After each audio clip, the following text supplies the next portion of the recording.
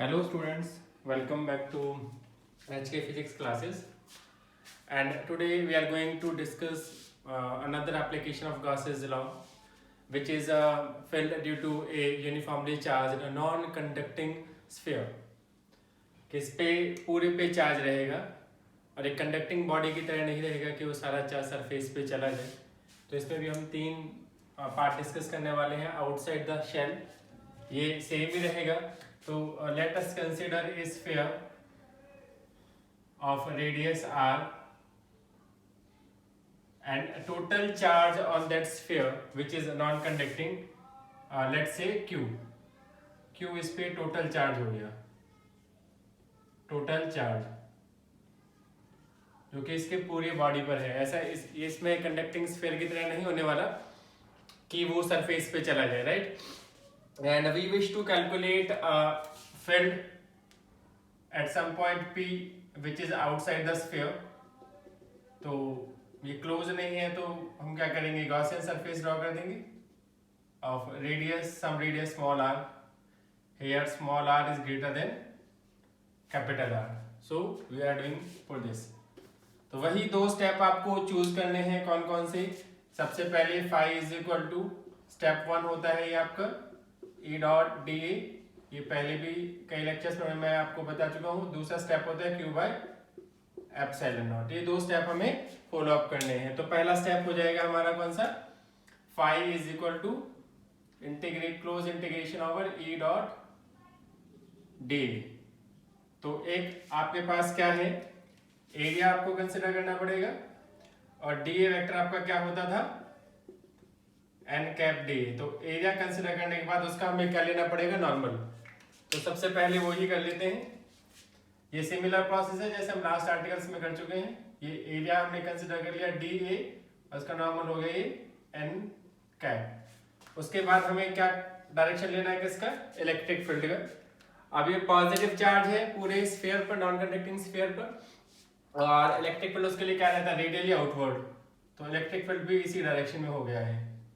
तो both are in same direction. तो N cap parallel to electric field. What does it mean कि theta आपका कितना हो गया इसके बीच में, 0 डिग्री हो गया है, राइट। तो इसको आप ओपन करेंगे इसको, तो कितना आएगा, E D A cos 0 degree. Cos 0 1 होता है, ये आपका बाहर आ गया, क्लोज इंटीग्रेशन ओवर डी। इसका सरफेस एरिया कितना होता है स्फीयर का, 4 पाई इंटू रेडियस का स्क्वायर, और रेडियस कितनी है इसकी, स्मॉल आर। तो ये फाई आपका फर्स्ट स्टेप आपका कंप्लीट हो गया। सेकंड स्टेप क्या होता है आपका, phi is equal to Q upon epsilon not. तो ये सेकंड स्टेप अब हम कर रहे हैं, क्यू अपॉन एप्सिलॉन नॉट। ये सेकंड स्टेप हो गया, राइट। इन दोनों को क्या कर दीजिए, कंपेयर कर दीजिए। On comparing first and second from 1 and 2 we have, तो ये हो जाएगा E 4 pi R square is equal to Q upon epsilon not. तो E का कितना वैल्यू आ गया, 1 upon 4 pi epsilon not Q upon R square, right. और ये किसके लिए आया है, किस कंडीशन के लिए आया है, ये आया है आपका condition 4 small R greater than R. इसका क्या मतलब है कि आपका पॉइंट आउटसाइड रखा हुआ है।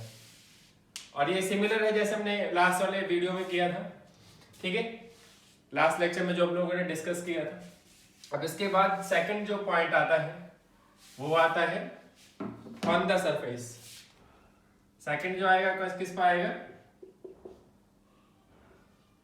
ऑन द सरफेस पर। सरफेस के लिए क्या कंडीशन होता है, दैट इज आपका पॉइंट, ये वाला पी पॉइंट इधर ही आ जाएगा। तो स्मॉल आर किसके बराबर हो जाएगा, कैपिटल आर के बराबर हो जाएगा। तो यही फॉर्मूला लगा देंगे, बस करना क्या है, put small R is equal to capital R. Put करिए, क्या आ जाएगा इधर, E is equal to 1 upon 4 pi epsilon not हो जाएगा क्यू अपॉन कैपिटल आर का स्क्वायर। ये आपका एक फिक्स वैल्यू आ गया। इसकी कंडीशन क्या है, ये है 4 R is equal to R. भाई चार्ज फिक्स है आपका 1/4 फिक्स है, कैपिटल आर भी फिक्स है क्योंकि स्फीयर का है, तो ये वैल्यू आपकी क्या रहेगी, कांस्टेंट, ये फिक्स वैल्यू रहेगी। ये आपकी वेरिएबल है। वेरिएबल कैसे, क्योंकि जो स्मॉल आर है उसको वैरी कर सकते हैं। अब जरूरी थोड़ी है पॉइंट पे हम यहाँ पे लें, या हम यहाँ पर ले सकते थे, आर की वैल्यू चेंज हो गई, अगर यहाँ ले लेते आउटसाइड तो आर की वैल्यू चेंज हो जाएगी स्मॉल आर की। तो इसके लिए क्या रहेगा, that is E is inversely to R square, तो इनवर्सली स्क्वायर के हिसाब से ही वैरी करने वाला है। अब मेन जो आता है, ये तो पिछले वाले आर्टिकल की तरह, कंडक्टिंग शेल की तरह, मेन जो क्वेश्चन अराइज होता है वो है कि इनसाइड के लिए क्या रहेगा। इनसाइड के लिए जो कंडक्टिंग स्फीयर में था उसमें क्या आया था, आपका आंसर आया था इलेक्ट्रिक फील्ड का 0, क्योंकि कंडक्टिंग स्फीयर के लिए प्रॉपर्टी क्या रहती है आपकी, प्रॉपर्टी ये रहती है कि अगर आप सरफेस पे मतलब किसी भी बॉडी को चार्ज देंगे तो सारा का सारा चार्ज सरफेस पर चला जाता है, अंदर कुछ नहीं रहता। तो इनसाइड चार्ज कितना हो गया 0, तो फ्लक्स पे कितना हो गया 0, उसकी वजह से आपका इलेक्ट्रिक फील्ड कितना आ गया था 0। तो इनसाइड द स्फीयर, इसके लिए क्या कंडीशन बन गया, दैट इज आर आपका लेसर देन हो गया कैपिटल आर, राइट। तो इधर हम बना लेते हैं डायग्राम। ये आपका स्फीयर हो गया ऑफ रेडियस आर, जिस पे टोटल चार्ज क्यू था, and we wish to calculate field at some point P which is inside the sphere. तो इसके लिए गॉसियन सरफेस बनाइए, और इसका रेडियस कितना हो गया स्मॉल आर। क्योंकि ये क्लोज करना क्यों जरूरी है, क्योंकि पूरे बॉडी पे चार्ज है। अब ये वाला चार्ज थोड़े ना काउंट करेंगे, तो इस वाले स्फीयर पे कितना चार्ज हम लेट कर लेते हैं, लेट क्यू प्राइम, ठीक है, इनसाइड द गॉसियन सरफेस। तो यहां पे एरिया कंसिडर करिए डी ए नॉर्मल, वही स्टेप फॉलो कर रहे हैं, और प्लस का चार्ज है तो ये इलेक्ट्रिक फील्ड बाहर की तरफ आ जाएगा। तो सबसे पहले तो क्वेश्चन ये अराइज होता है, चलिए पहले ये 2 स्टेप कर लेते हैं, उसके बाद देखेंगे। पहला स्टेप वही आपका phi is equal to A dot D A, ये कितना आ जाएगा, A D A cos 0 degree, क्योंकि आपका एन कैप और ई पैरेलल है।